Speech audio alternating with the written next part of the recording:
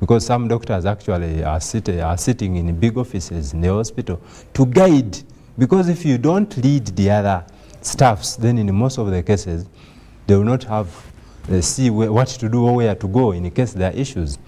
And we know that actually those that have alluded on, they seem to be small things, but they are quite very big because they impact service delivery. If you just go to the hospital and sit and wait for the drugs to walk or to fly from NMS to land in your store, it may not be very possible. So you need to budget for this patient. So I don't say there aren't absentees or something, but we are coming to that. But in most of the cases, when doctors and nurses are looked at, people think the only thing is to change, or to cut and whatsoever. But is to make sure that the environment around this patient is good enough for this patient to come and get that service that material time. Now, with that good defensive play, doctor, when do you go to your private clinic? Private clinic? Actually, because you seem very busy. I know I'm quite very engaged. 10 years ago, I stopped doing practice, private practice when I was doing my master's. So most of the time you come to Mulago, I have my busy schedule, and that is enough for me. Private, if I want to, once in a while I get private services, I do in the weekend. And specifically, that is me. I know now I'm coming to the other part that I should actually because most of the doctors, yes, I'm even shocked, but most of the doctors that have attained your level of qualification and experience, yes, most of them have private clinics, and when you visit them, consultants, they may tell you, if you want to get him in Mulago, he's there from this time to that time. But if you want to avoid, go to his private clinic. And it's almost becoming mandatory or a policy of you people to have clinics. And this is also where people question.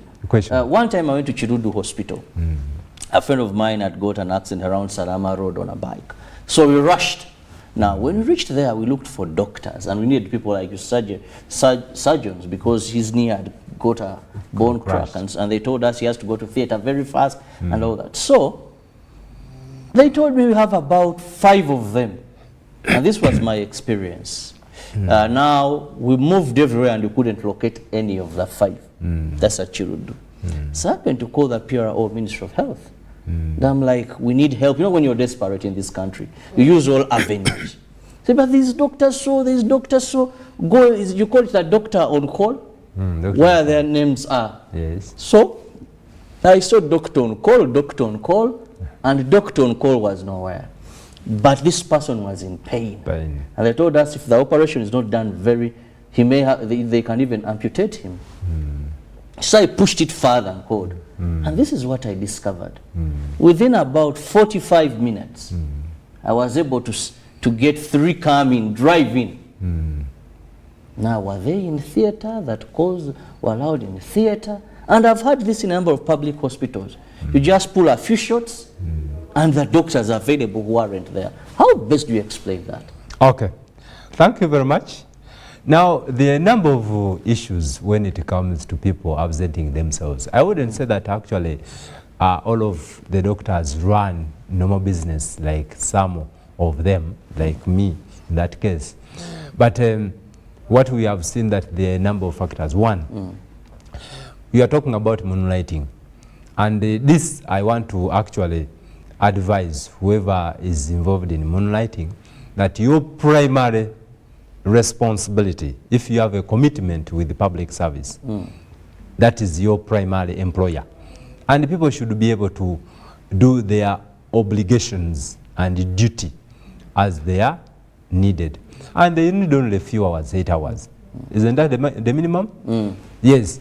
So I would actually employ those doctors that it is important to make sure that actually you cover your duty, and then in your free time, because you know you are covering 8 hours, but you have the other how many hours? Are they 16 hours to make them 24 hours? Please, you can always go and moonlight, and I know, but nobody will take you to police if you do that. The only challenge comes that you have conflicting interests. You are moonlighting, and then you also working in your primary employer, and sometimes you have not disclosed your conflict of interest, and that is the biggest dilemma, that someone is going to give you day duty the other side, then you're on day duty this side, and you'll find yourself torn between two. Because private, if you're not there, they fire you very fast. Whereas government may be a little patient, but also when it gets to the extremes, it has a regulatory mechanism within the hospital. So those, occasionally, some of those things happen. But also the other thing would be what we call the infrastructure. You see, if you look at the level of staffings, I would take Kampala and other rural areas. Kampala has an epidemic of specialists. Why do I call them epidemic? They are available. If you just move from one of these cities, if you just move to Wakiso, Mukono, and Kawolo, you will literally not see any specialists because they are very few. The doctor to patient ratio in Uganda is 1 to around 25,000. But then when it comes to the patient to the specialist ratio, I think it's worse off, almost 100 times than, 1,000 times worse than that. What does that mean? That some of the infrastructure that are available to employ specialists, but the specialists are not anywhere. We lack medical specialists in the country. Because up country, if we, for instance, get an accident in Jinja, and then you want to look for a certain specialist, you realize that out of like 20 specialists, of 16 specialists that are meant to be there, you have literally one that is employed, because the others are not available in the country. Yes. So what does that elude to? It eludes one thing. Me, I would even advocate that as government is training, because we have so many people who are training on their own, but the government would actually interest itself to come up with a training policy, not for only primary, secondary, universal, but also at tertiary institutions from diploma, degree, masters, fellowships, and PhDs. When you have a policy, it means that when I train you, then I can afford to employ you and then pay you. But if people go on training on their own, yes, then they can make a decision whether I'm employed by government or not. So in Kampala, you may be lucky that you have these specialists, you even call and they drive in. Outside the Kampala, you actually look for them and you can literally don't find them, even when you have your money, even when you go to those private facilities. But also this is not the only problem in public services. Also private facilities, they don't have them.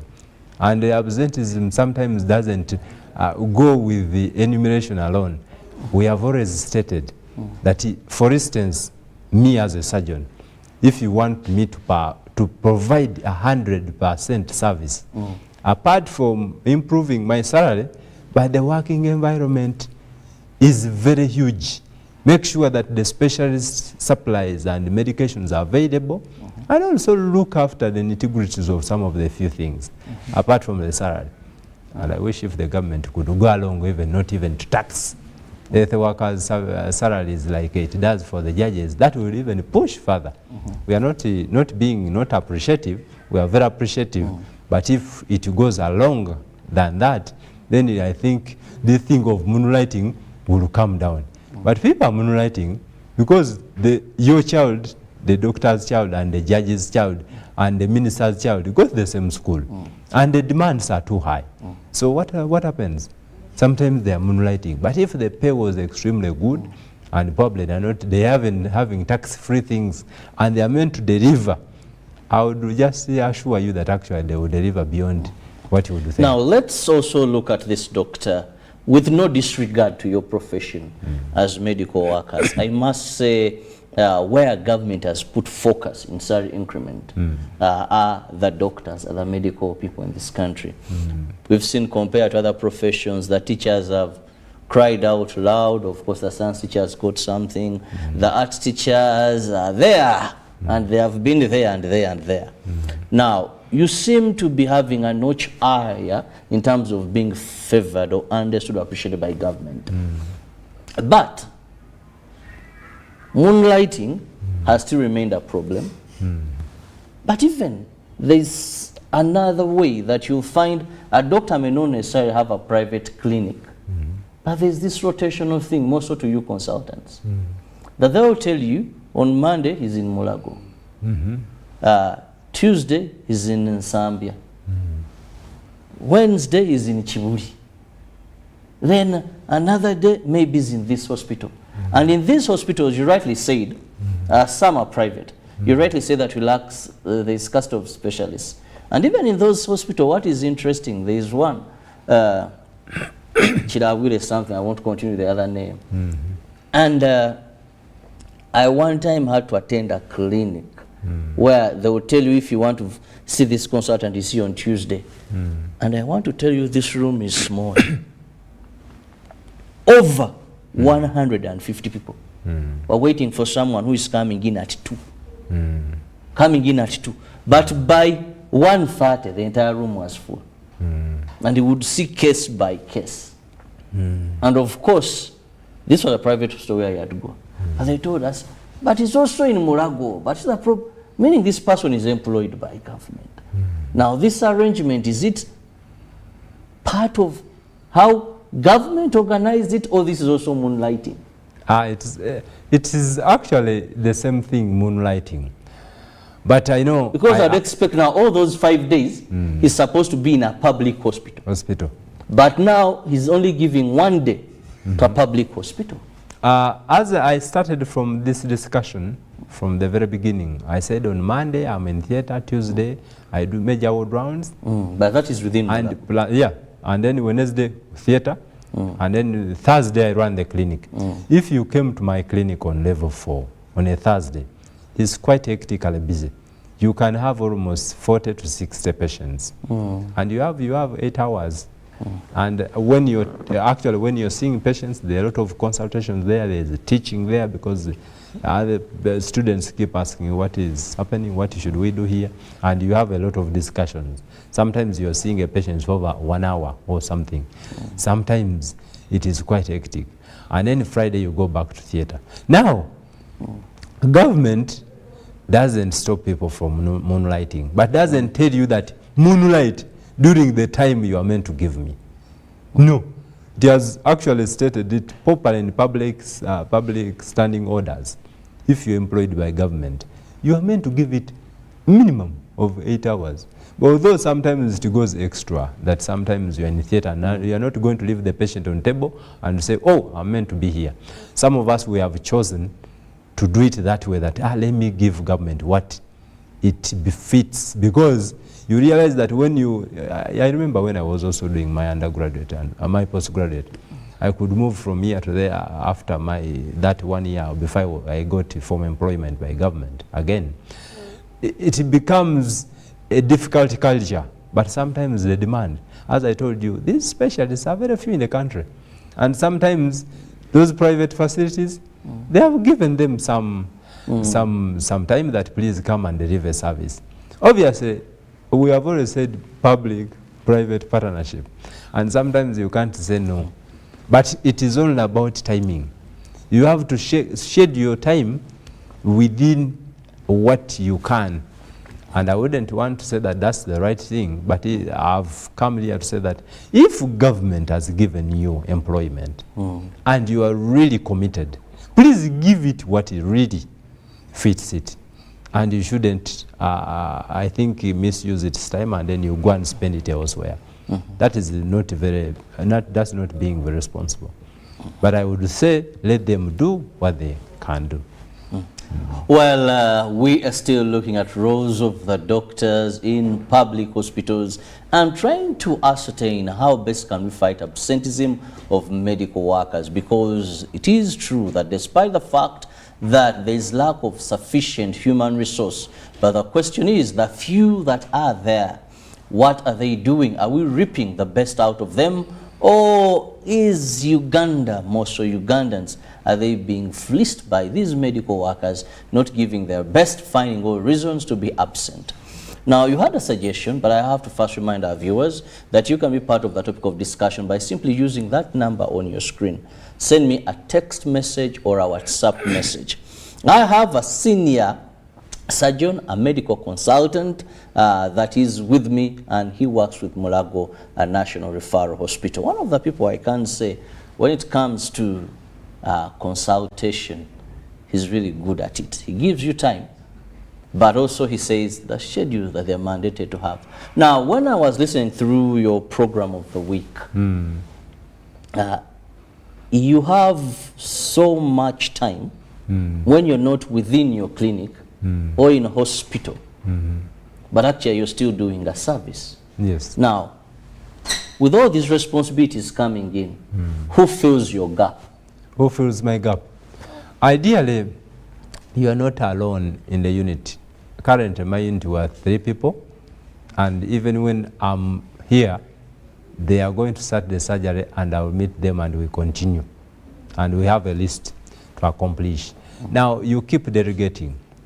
Although sometimes there are units also that don't have specialists, so have very few. Now, those become a very big challenge to the entire country because that service is needed, but the specialists are not there or they are very few. Sometimes in your delegation, actually, there may be conflicts of interest because you are meant to be in the other meeting, you are meant to be here, and you are 3, and you may be having 4 activities in that day. Sometimes other activities are sacrificed or forfeited.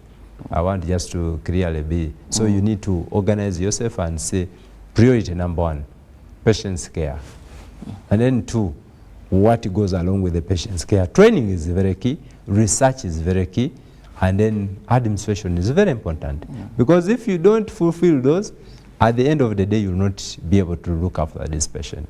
But those are some of the dilemmas that actually we face. Sometimes you may think we have time, we don't have time. Actually, that time is very small sometimes when you are doing most of this work. It needs a lot of time than what you're saying.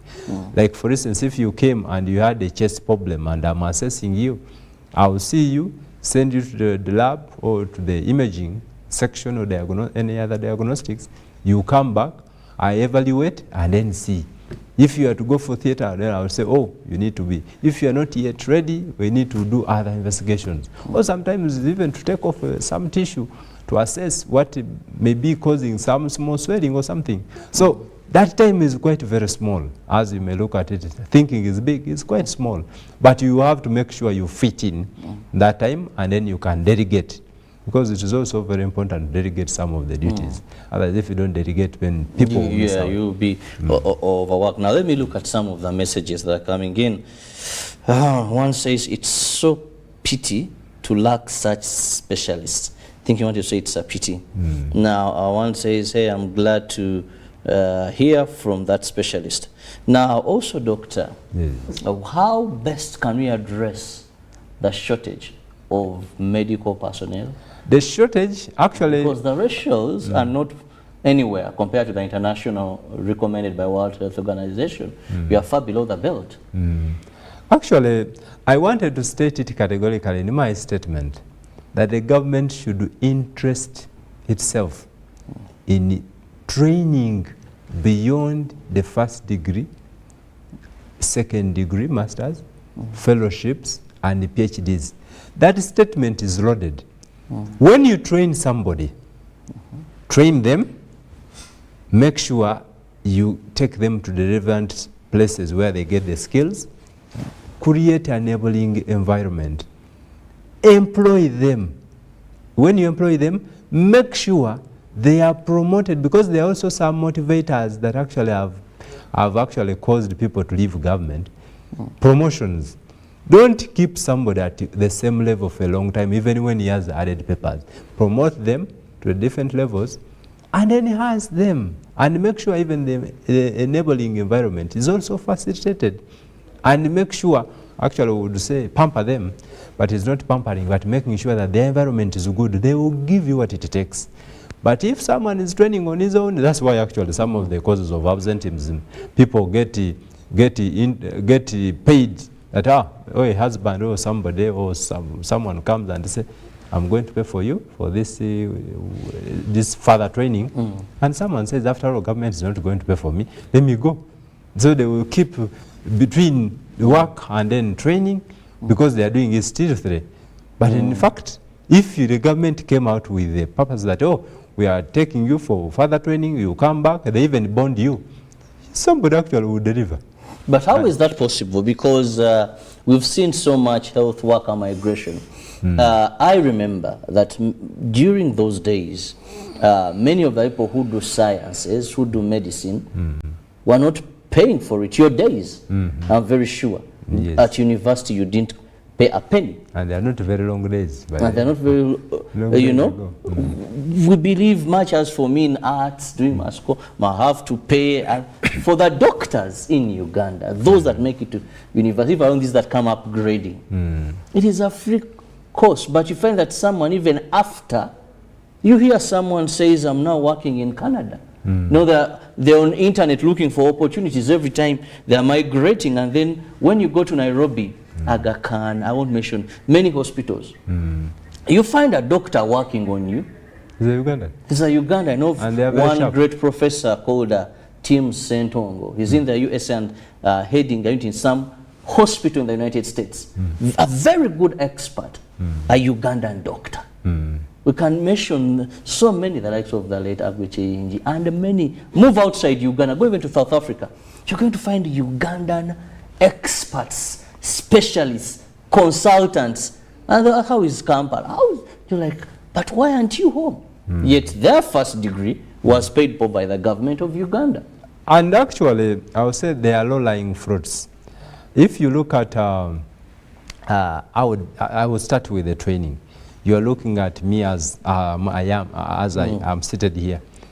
But the government should interest itself that after, even these private facilities, when they are training, like I would say, the undergraduates, and now we used to have Makerere and Mbarara, and then Gulu. Now we have Sitema, KI, so many universities, and they are training doctors. That's why I'm saying, I'm using that word intentional. When the government knows that we are going to have, in next year we are going to have, they start as interns. Please, let the government take up responsibility and say, oh, let us get these interns in the different training sites, because they have already been paid for. Either the parents have paid 5 years or the government, they are going to yield the same, and they will be the same from KIU, from Makerere, from where they are going to mix and see patients. So let the government get involved. Actually, I was even thinking that actually at that level, the government wouldn't even just give them allowances. They would think at actually putting a policy by public service that we give them contracts. 1-year contract. The intern will deliver, after that is registered, it becomes a free commodity for you to employ. I employ them. Don't put seals on them recruiting health workers and others. The health workers actually, if they don't look after your population, in the long run, you will not have voters. But don't you think that one would look at people as not very patriotic at a certain point and do not fully understand that government can only cut a coat according to its piece of cloth? You know, we feel that you've milked so much. Yes, you do a very good work, and no, there is nothing compared to saving lives. But then, if we understand, I saw the issue of pre-medical interns. Remember how it was all over, and government was looking at how much it has to give these all the time and continuously, given the huge numbers. Don't you think that you should tone down a bit, be more patriotic, understand the situation at hand, and give the best through that? Okay. Actually, we are very patriotic. You seem to be demanding for a princess's wedding. Not even a local chair, a local LOC one's wedding. Now, I want to categorically state that the time I was doing internship, government was accommodating me. Government was giving me food, and actually it gave me an allowance. And I studied in Makerere, Mulago, and I had those facilities. Then the time came, there was no longer accommodation. And then these young colleagues of mine, we are coming from very far as they come. Some of them actually stay in very pathetic areas, which you shouldn't be as a doctor, because they are coming to look after you. Just imagine you walked away from UBC, you wanted to go and say doctor, but the doctor is staying in Kanyanya, and he has to be on a border B to come. Ideally, this should be staying within hospital premises, being looked after by their institutions. Our government can actually do that, and I know they can afford. You are not giving them much. Actually, the money they demand is actually to make sure that they are enabling to deliver service to you. Actually, that one shouldn't even be a big debate. These people actually are delivering a service. Just imagine you went with a fever to Mulago and you had malaria, and this intern doctor is not there to see you and other specialists. You find it very difficult. You lose life. But we're not putting the government at ransom. No, we are telling them what they are meant to deliver. So before they deliver that, they are meant to be in a decent place, and there is access. But you is renting somewhere, doesn't have food, is transporting himself. And you see, the Kampala Jam today I was coming here. I woke up at 5:30. Reaching here was a tug of war. I had to park somewhere and get other means to reach here. So you want this younger man, and some of them actually work more than so many hours. I remember I was working 24 hours as an intern because I stayed in Mulago, and I did not, actually they gave me my money, and I realized, hey, I had money on account after 6 months because I had food from breakfast to lunch and supper, and I had accommodation. If those things were available, and I think that's what I'm being told, that actually most of these the non-profit making hospitals or the subsidized hospitals, they usually give some interns some stipend, and they give accommodation, and those doctors are already there. They are never striking. But where they are not catered for, there is no food. There's no water, there's nothing. This young man wants even to make a call, he cannot make a call, he doesn't have airtime. It becomes difficult. He wants to communicate to you, but he can't. He wants to communicate to parents, he has friends and whatsoever. It's cut off from the social network. So they look like demand, but they are usual. Why do you find an IT specialist actually? You think they are lower paid, but sometimes they have a lot at their display to use. So the same should be with these doctors, because if you have invested, I counted one time how much money the government spent on me by studying 5 years, quite some good billions. So this 1 year of giving this doctor some money for 1 year, and you register, after registering, employ him. Because when you don't give them employment, they'll start looking around and they will go wherever they can go. If you have not, actually they say, when you want the best sound, you pay the piper. So if you don't pay the piper, if you don't pay for someone, and he teaches either the parents are struggling to make sure they pay this for this doctor, after he has finished, you can't demand much. But I'm going to pay that doctor. If you're going to pay, but you have not been paying school fees, and someone has paid school fees, that means he has a choice to make. I can go to Canada. I give my job 100%, yes, but I never said on government money. Now I want even to categorically say why I even abandoned my private clinics. It's because the government had employed me, and now I give them 100%.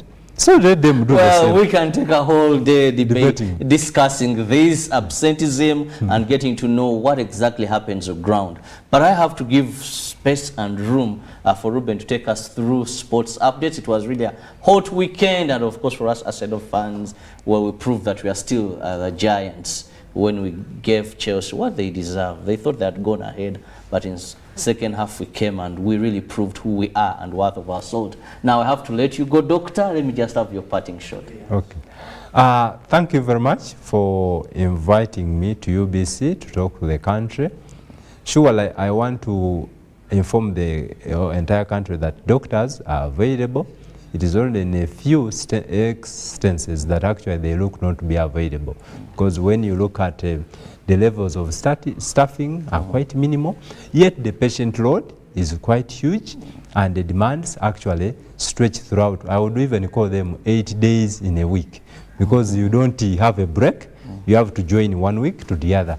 So basically I would say they are trying their level best, but also we advocate that actually government should take a keen interest. If actually government called us and say categorically what is happening, you know, training is a cycle, but employment and then promotions and then making sure that some of these demands wouldn't be, because if we did research in this region, you would realize actually doctors are poorly paid. An intern doctor in Kenya is heavily paid than me, a senior consultant, by the way. The economies differ, the GDPs differ. But we buy things from Kenya. It's not that they pass there and come here. You see, doctor, yes, a budget is your expected income, yes, and your expenditure. And that's why now, the if doctors, the country is still looking at 50-something trillion, and another country is almost having something bigger. I believe we will get there. Yeah, we shall get there. We shall get there. And that's the way that let us keep improving as we make sure that actually also the doctors do some small ways of making sure that they facilitate themselves on their duties. Have a lovely day. See you in the next hour. Ruben is up to give you more regarding sports, those hot games that happened during the weekend. And the fact is, should he miss to talk about a certain team, I don't know, I may end up improving my height as well. Yeah. See you in the next hour. Thank you.